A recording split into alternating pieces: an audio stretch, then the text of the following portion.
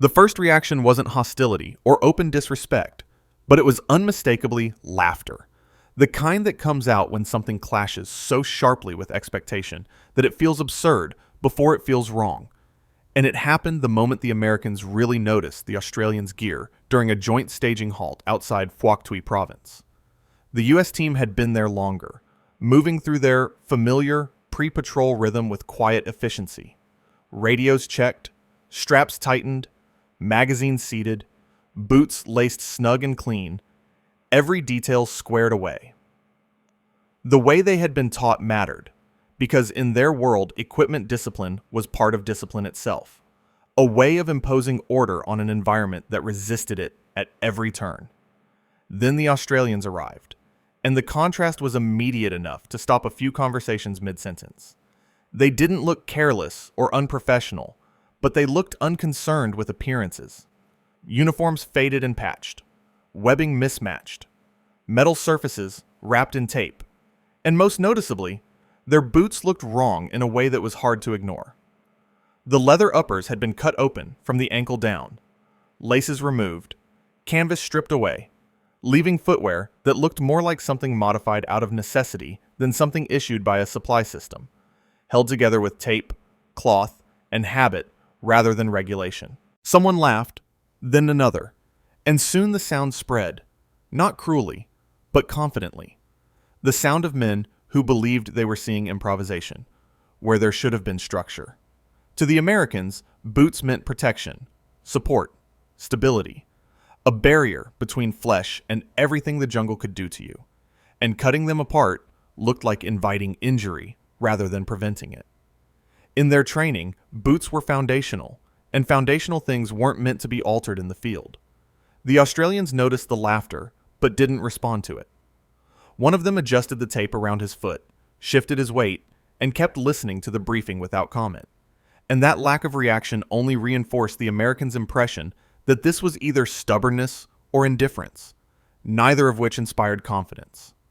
The U.S. team wasn't arrogant in the cartoon sense of the word. They were competent, well-trained, and deeply invested in systems that had worked for them before. And when you've seen systems hold up under pressure, you tend to trust them more than quiet alternatives that don't bother explaining themselves. As the patrol stepped off, the Americans felt justified in that confidence. The air was thick, but the ground was still mostly dry. Footing was solid, visibility reasonable, and their equipment felt exactly as it should. Each step reinforced by boots that held the foot firmly and kept the ground at a distance. The Australians moved differently, lighter on their feet, quieter in a way that didn't feel forced, but the Americans chalked that up to style rather than substance, because style doesn't win fights, systems do. For the first few hours, nothing challenged that belief. Then the weather began to shift, not dramatically, but gradually. Clouds thickening, air growing heavier, the jungle holding its breath the way it always did before releasing water. And still the Americans weren't concerned, because rain was expected, drainage holes existed for a reason, and jungle boots were designed with Vietnam in mind. What they hadn't fully appreciated yet was that design assumptions mattered most in the first hour, and reality mattered most after the fifth. When the rain came, it didn't fall so much as settle, soaking through fabric, pooling in low ground, filling footprints, and turning trails into narrow channels of moving water. Almost immediately, the Americans noticed the change in weight, the subtle drag as boots absorbed water faster than it could escape, socks holding moisture tight against skin, each step requiring just a little more effort than the last. At first it was annoyance, the kind you ignore. Then it became distraction. And then something closer to concern as the squelch became constant and the friction impossible to tune out. The Australians didn't adjust their movement at all. They didn't stop to dump water, didn't retighten laces, didn't break stride, because there was nothing to trap the rain in the first place. The cut boots letting water pass straight through and back into the ground as if it had never been there.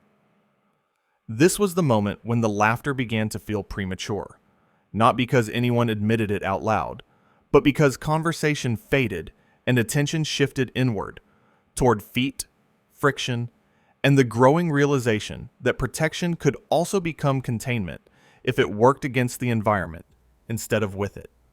No one said anything yet. They didn't need to. The jungle was beginning to make its point.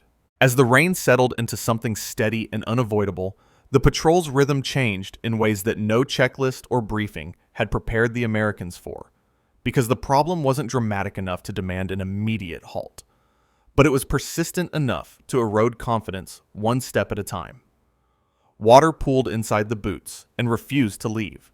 Socks stayed wet, no matter how carefully they tried to adjust them during short pauses, and the skin underneath began to soften in a way every infantryman dreaded, even if few wanted to acknowledge it this early into a movement. At first, the Americans tried to treat it like a nuisance rather than a threat, telling themselves it was temporary, that drainage would improve once the ground sloped differently, that the discomfort would fade once they warmed up again. But the jungle didn't work on their timetable. The trail narrowed, vegetation thickened, and the ground turned slick and uneven, forcing each step to land slightly off balance. And with every misstep, the boots twisted just enough to rub, just enough to scrape skin already weakened by moisture. The Australians noticed all of this without commenting on it. They didn't slow the patrol deliberately, and they didn't increase pace either. They simply kept moving at the same steady tempo, letting the terrain dictate their speed rather than fighting it. And because their boots weren't holding water, their steps stayed light, even as conditions worsened. They slipped less, adjusted faster, and never seemed to need the small recovery pauses the Americans were starting to rely on more frequently. The first real sign of trouble came when one of the Americans stopped to dump water from his boot, kneeling briefly to tilt it forward and shake it out, only to have it refill almost immediately once he stood up again. It was a small delay, barely a minute, but it broke the patrol's flow and forced everyone else to wait, standing still in the rain, feeling the cold settle in where movement had kept it at bay. No one joked anymore. Conversation thinned out, replaced by breathing and the sound of boots squelching in mud, and the Americans became more aware of their feet than of the jungle around them, which was a dangerous shift in focus, even if no one said it aloud. Pain does that. It narrows attention, pulls awareness inward, and quietly taxes judgment without announcing itself as a problem until it's already done damage. One of the Australians glanced back during one of these pauses, not with a smirk or a look of satisfaction, but with the neutral expression of someone assessing conditions the way they would assess weather or terrain, then turned forward again and continued on without comment. There was no lesson being offered, no moment of correction, just an unspoken acknowledgement that this was exactly how the jungle always behaved when given time. As the hours wore on, the Americans began adjusting their gait without realizing it, favoring certain steps, shifting weight to avoid hot spots forming inside the boots, unconsciously altering posture in ways that increased fatigue elsewhere. A boot that is uncomfortable doesn't just hurt the foot, it travels upward, tightening calves, straining knees, changing balance. And by late afternoon, the patrol was moving more cautiously, not because of enemy presence, but because each step had become a negotiation. The rain never let up. It didn't need to. By the time they halted for the night, the damage was already underway. Skin, pale and wrinkled, pressure points raw, the beginnings of blisters forming where wet fabric had rubbed too long against softened flesh. The Americans tried to dry their feet as best they could. Socks hung inside shirts, boots turned upside down, but in the humidity, nothing truly dried. It only warmed slightly before becoming damp again. The Australians went through the same routine without urgency, their socks drying faster, their feet less damaged, and when they lay down to rest, it was with the calm of men whose discomfort hadn't yet crossed into injury. No one compared feet directly. No one needed to, because the difference was already clear in how easily one group settled in versus how carefully the other had to manage pain before sleep. Morning didn't bring relief. It brought stiffness, swelling, and the sharp reminder that damage done to feet compounds quickly once movement resumes. One of the Americans limped noticeably as they stepped off, trying to hide it at first, then abandoning the effort when it became obvious that masking pain only made it worse. Another stopped briefly to retape a hotspot. Fingers numb, movement slower than the day before, and with each delay, the patrol lost a little more cohesion. It was during one of these moments that the offer came, quietly and without ceremony. One of the Australians crouched nearby, watching an American struggle to reseat a soaked sock over skin that clearly didn't want to tolerate it anymore, then reached into a pouch and produced a small cutting blade, worn, darkened from use, and held it out without a word.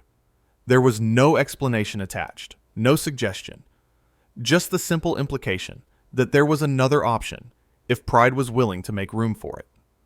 The American hesitated. Cutting issued boots felt wrong on a level deeper than logic, because those boots represented preparation, investment, and identity, and altering them felt like admitting that something fundamental had been misjudged. But pain has a way of stripping away symbolism, and after a long pause, the blade was taken, the leather cut carefully away from the upper, and for the first time since the rain began, water drained instead of pooled. The relief wasn't dramatic, but it was immediate enough to matter. No one laughed this time. No one commented at all. The patrol moved on, quieter now, not just from the environment, but from the shared understanding that something had shifted, that a line had been crossed, not because someone had been proven wrong, but because the jungle had made continuing the old way impossible. The borrowing had begun, not as imitation, but as necessity. And with it came the first real acknowledgement, unspoken but undeniable, that experience in this terrain mattered more than how equipment was supposed to look when it left a supply depot. Once the first pair of boots had been cut and the patrol moved on again, the change in atmosphere was subtle but unmistakable, because the tension was no longer between two groups with different habits, but within the Americans themselves as they recalibrated what mattered most in the moment. The jungle hadn't forced a dramatic choice or a crisis decision. It had simply kept applying pressure until the old assumptions stopped being useful. And that kind of pressure is harder to argue with because it doesn't announce itself as failure. It just keeps making things worse until adaptation becomes the only reasonable option. As the day progressed, more boots were altered, not all at once and not with discussion, but quietly and individually, as each man reached the point where pain outweighed principle. And with every cut, the patrol's movement smoothed out just a little more. Steps landed cleaner, pauses grew shorter, and attention slowly shifted back outward, toward terrain, spacing, and awareness, instead of inward toward discomfort. It wasn't that the jungle became easier, it was that it stopped demanding payment in advance for every mistake. The Australians didn't comment on the changes. They didn't slow down to wait or speed up to test anyone. They simply maintained their pace, the same steady movement they'd carried from the beginning, as if the patrol were gradually tuning itself to a frequency that had always been there. That consistency mattered because it made the adjustment feel less like copying and more like convergence, two groups arriving at the same conclusion from different directions. What struck the American team leader most wasn't the footwear itself, but how many small secondary problems faded once the feet stopped being a constant source of distraction. Balance improved, fatigue distributed more evenly, and the patrol regained a sense of cohesion that had been slipping without anyone naming it. Even communication changed, voices lower, gestures more deliberate, fewer unnecessary movements, as if reducing physical strain freed mental bandwidth that had been consumed by pain. By the time the patrol reached the area where they were meant to observe and confirm enemy movement, the Americans were no longer thinking about boots at all. Their focus had returned to the mission, but now it was filtered through a different understanding of how the environment imposed costs over time rather than all at once. Observation took precedence over speed, patience over progress, and the Australians' influence showed not in imitation of posture or gear, but in the willingness to let the jungle set the tempo instead of trying to force one onto it. They stayed longer than originally planned, not because orders had changed, but because the conditions allowed it. Movement in and out of position was quieter, less hurried, and more deliberate, and when they finally withdrew, they did so without the sharp spike of exhaustion that often followed extended patrols in wet terrain. The jungle hadn't been beaten or controlled, but it had been worked with rather than against. And that distinction mattered more than anyone would have admitted earlier. When they returned to the staging area days later, the contrast with how the patrol had begun was impossible to miss. The Americans looked worn, blistered, and streaked with mud, but there was less frustration in their posture than before, less of the tight, brittle energy that came from trying to hold on to certainty in an environment that constantly undermined it. Their boots, once identical and squared away, were now individualized, cut, taped, scarred, and functional in a way that no inspection checklist would have approved, but the jungle had validated. A supply officer noticed immediately, eyes drawn to the altered gear, the missing leather, the improvised fixes, and asked what had happened, expecting a short explanation or a complaint about conditions. The response was brief and almost dismissive, not because it wasn't important, but because explaining it felt unnecessary. The jungle had taught the lesson already, and anyone who hadn't been there wouldn't really understand it anyway. The Australians didn't linger. They acknowledged the Americans with nods and brief words, then moved on, back toward the trees with the same unhurried confidence they'd arrived with, carrying nothing that looked impressive and everything that worked. There were no debriefs between the teams about equipment or technique, no formal exchange of ideas, because the transfer had already happened in the only way that mattered, through shared discomfort and shared movement under pressure. Later, as reports were written and recommendations made, the language stayed careful and understated, framed in terms of drainage, weight, and prolonged wet conditions rather than admission of error. But beneath that formality was a shift that wouldn't reverse easily. Gear would still be issued, doctrine would still be taught, but there was now an added layer of judgment, an understanding that manuals described ideal conditions and the jungle rarely offered them. The laughter from that first meeting didn't come up again. It didn't need to. It had served its purpose as a marker of what the Americans thought they knew before experience rewrote the lesson in quieter, more persuasive terms. What replaced it wasn't embarrassment or resentment, but something closer to respect, not expressed openly, but carried forward in how future patrols packed, moved, and prepared for rain they no longer underestimated. What stayed with them wasn't the image of cut boots or borrowed tools, but the deeper realization that equipment wasn't about looking ready. It was about staying functional long after appearances stopped mattering. And in Vietnam's jungle, that difference could decide whether a patrol kept moving or slowly came apart one step at a time.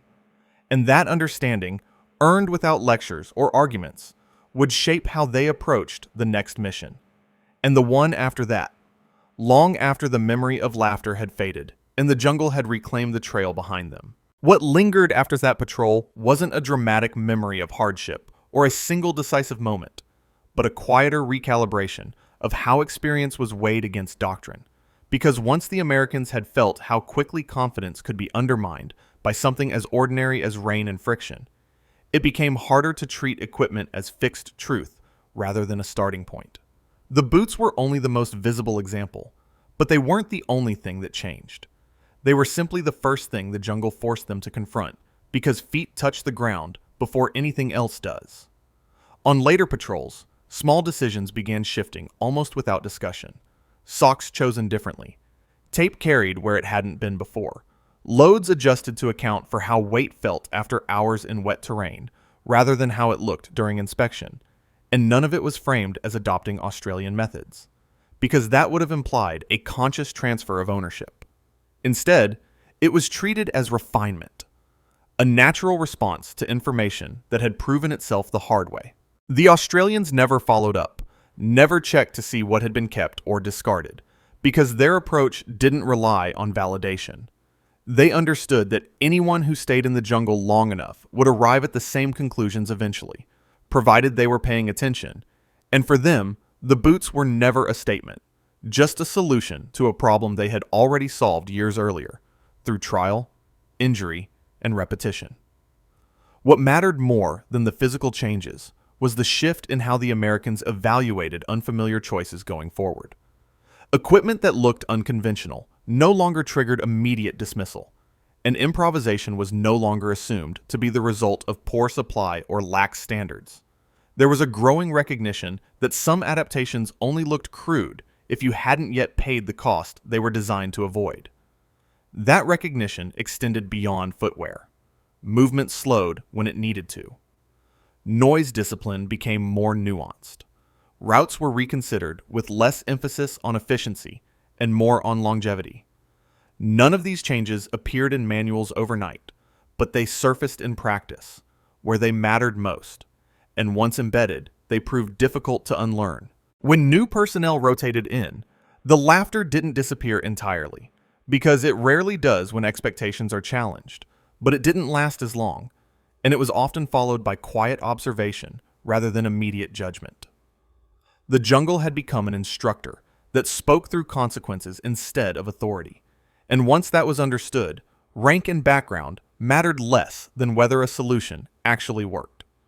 Years later, when men who had served in Vietnam talked about the war, they rarely mentioned boots directly, but they often spoke about learning to let go of assumptions sooner, about recognizing when pride was getting in the way of adaptation, and about the difference between equipment that looks right and equipment that keeps you moving when conditions stop being forgiving. Those lessons traveled with them into other environments, other conflicts, and other roles, shaping decisions in ways that were difficult to trace back to a single moment, but impossible to separate from experience. The jungle didn't reward the Australians because they were Australian, and it didn't punish the Americans because they were American. It responded the same way it always did, applying pressure evenly, patiently, and without explanation. And the only real advantage it offered was to those who listened long enough to adjust before the cost became permanent. By the time that patrol faded into memory, the laughter had lost its edge, replaced by a quieter understanding that some knowledge can't be issued, some lessons can't be taught cleanly, and some equipment only makes sense after you've suffered without it. In Vietnam, that understanding didn't arrive in a briefing or a manual update. It arrived in wet boots, damaged feet, and the moment someone realized that borrowing a solution was less costly than defending an assumption. And that was enough to change how the next mission was approached, which in the jungle was often the only kind of success that mattered. Subscribe if you liked the video. I put a lot of effort to bring you lesser-known stories of the past.